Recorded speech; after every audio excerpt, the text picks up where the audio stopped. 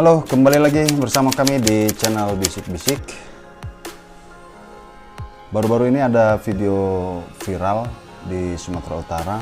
Seorang ibu dan bersama keluarganya dijemput paksa oleh pihak rumah sakit karena katanya terinfeksi ataupun positif COVID-19.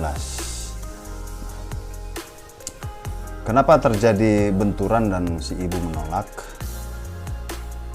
Ini udah merupakan suatu kejanggalan ya, karena si ibu tersebut meminta untuk hasil labnya ditunjukkan ya, yang telah ditandatangani dan distempel basah oleh dokter yang bersangkutan. Nah, namun pihak rumah sakit tidak mau atau bahkan tidak bisa menunjukkan. Nah,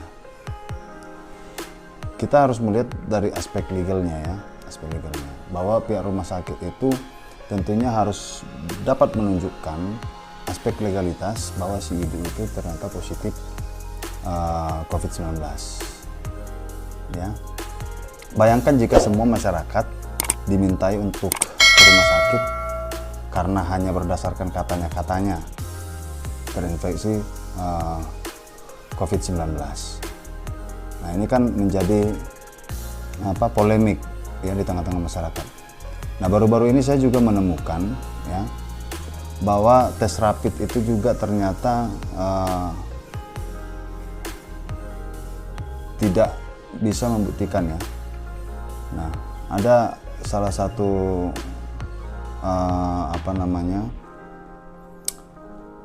klinik ya, ataupun ya klinik kesehatan melakukan tes rapid dan berani mengatakan seseorang itu positif COVID-19 ya. Nah, ketika orang tersebut membandingkan lagi esokannya memeriksa ke rumah sakit ya, di rumah sakit saja tidak berani mengatakan seseorang positif atau negatif dengan rapid test. Nah, maksudnya di sini apa? Artinya pemerintah harus mengawasi ya, melalui Kementerian Kesehatan atau Dinas Kesehatan ya, bagaimana seseorang itu dikatakan terinfeksi COVID-19 ya. Nah, bayangkan jika orang tersebut yang tadinya rapid test dikatakan positif COVID-19 ya. Nah, setelah dia cek ke rumah sakit ternyata tidak. Nah, bayangkan kalau setiap hari 10 orang dinyatakan positif COVID-19 ya.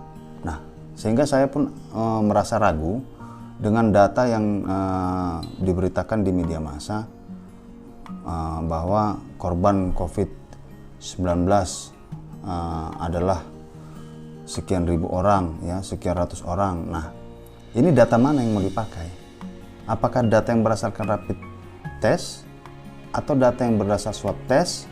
Nah, ini yang kita nggak tahu, masyarakat nggak tahu ya. Seolah-olah pemberitaan di media massa itu COVID-19 itu banyak korbannya. Nah, karena salah satu contoh orang tersebut tadi yang tes rapid saja dikatakan positif. Kalau setiap hari 10.000 orang dinyatakan positif, nah, padahal belum tentu gitu kan. Apa legal standing si klinik tersebut mengatakan seseorang terhidap COVID-19? Nah, sama halnya dengan video yang baru-baru ini viral yang dikirim ke handphone saya dan tersebar di Facebook. Nah, artinya apa? Kalau rumah sakit juga tidak bisa menunjukkan legal standingnya atau aspek legalnya bahwa si ibu dan keluarganya terhidap COVID-19, ya wajar saja ibu itu menolak untuk dibawa paksa. Nah, ini kami rasa harus ditertibkan hal-hal yang seperti ini ya. Jangan sampai nanti masyarakat dipaksa untuk mengikuti ya kemauan rumah sakit tanpa bisa menunjukkan ya surat ataupun legal standingnya ya, seseorang terhidap infeksi COVID-19. Nah, mungkin ini harus menjadi perhatian pemerintah ya dalam hal ini, bagaimana agar kita itu data ya dengan fakta itu harus sama, harus sesuai ya. Tolong ditertibkan yang namanya klinik-klinik hanya rapid test dapat mengatakan positif. Nah, di mana kewenangan klinik tersebut mengatakan seseorang terhadap penyakit virus COVID-19. Ini harus menjadi perhatian kita bersama.